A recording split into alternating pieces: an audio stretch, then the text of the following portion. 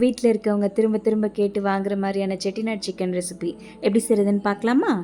ஒரு பேனில் 2 ஸ்பூன் மல்லி, 1 ஸ்பூன் சோம்பு, 1 ஸ்பூன் சீரகம், 1 ஸ்பூன் மிளகு, 4 காஞ்ச மிளகாய், ஒரு பிரியாணி இலை, 2 ஏலக்காய், 2 பட்டை, 4 கிராம்பு, 1 நட்சத்திர பட்டை, கொஞ்சம் கல்பாசி எல்லாம் சேர்த்து நல்லா வதக்கிக்கோங்க. வதக்குனதுக்கு அப்புறமா கொஞ்சமாக துருவன தேங்காய், அப்புறம் கருவேப்பிலை சேர்த்து நல்லா வதக்கி ஒரு பேஸ்ட்டாக அரைச்சி எடுத்துக்கோங்க. பேனில் நல்லெண்ணெய் சேர்த்து சோம்பு போட்டு நல்லா வெடிக்க விடுங்க.